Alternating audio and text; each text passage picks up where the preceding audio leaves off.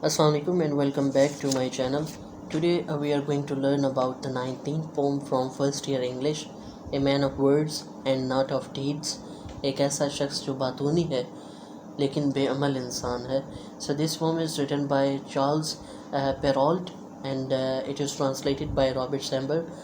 Basically किसी और language में लिखी गई थी and then Robert ने इसको इंग्लिश में ट्रांसलेट किया था. So without wasting the time, from the very first line, A man of word and not of deeds, एक ऐसा शख्स जो बातें करता है और काम नहीं करता, is like a garden full of weeds, वो एक ऐसे बाग की मानित है जो खुदरो घास फूस या जड़ी बूटियों से भरा हुआ है.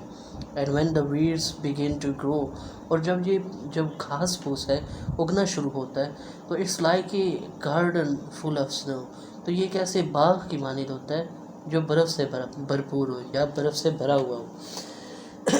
तो basically if we look at the first stanza, इसके अंदर पोइट ये कहना चाह रहा है कि ऐसा शख्स जो काम नहीं करता बस बातें करता है.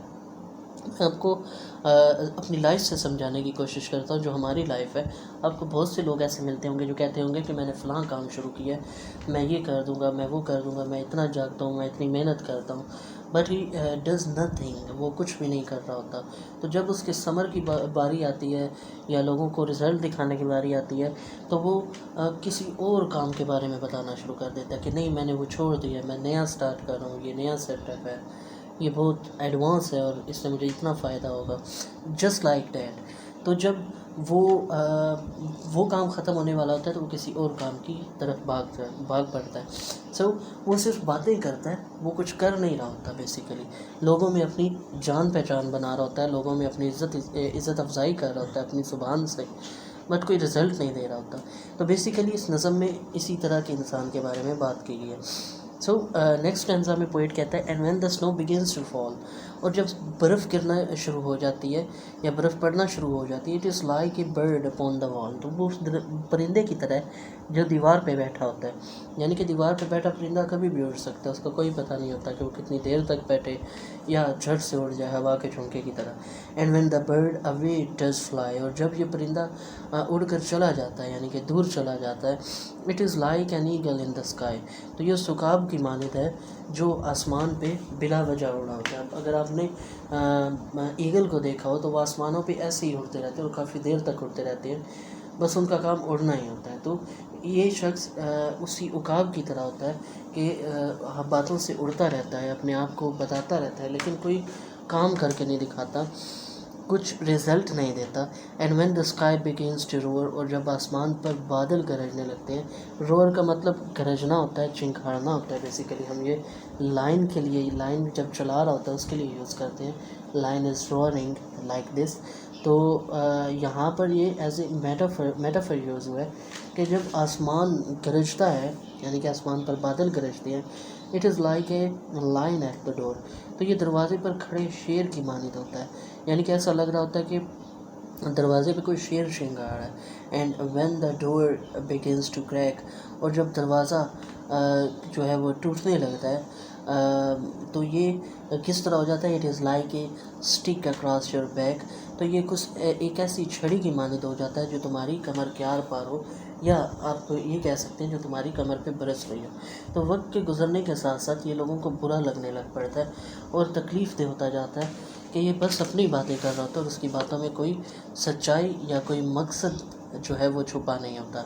And when your back begins to smart, और जब तुम्हारी कमर जो है वो तकलीफ़ महसूस करना शुरू कर देती है, it's like a penknife in your heart, तो ये तुम्हारे दिल में बारीक खंजर की मानित होता है.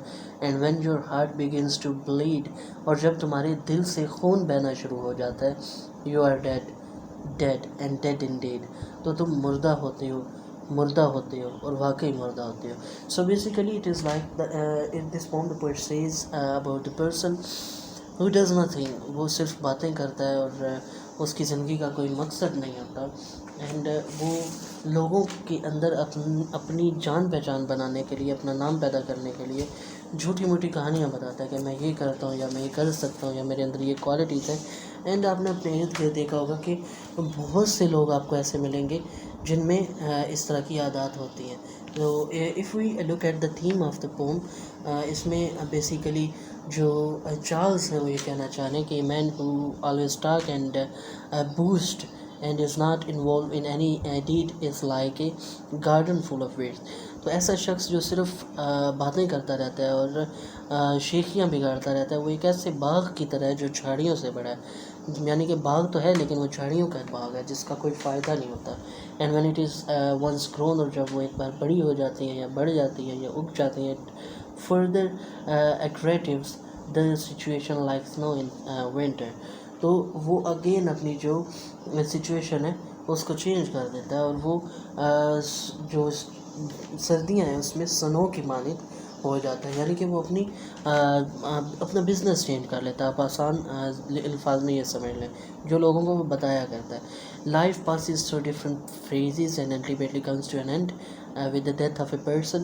تو جو لائف ہے بیسیکلی اب وہ ایک گزرتی رہتی ہے، وہ رکتی نہیں ہے، اور ایک وقت آتا ہے کہ انسان کو مرنا ہوتا ہے. If we look at the last line of the poem, وہاں پہ پوئٹ یہ کہنا چاہ رہا ہے کہ زندگی نے ختم ہی ہونا ہے.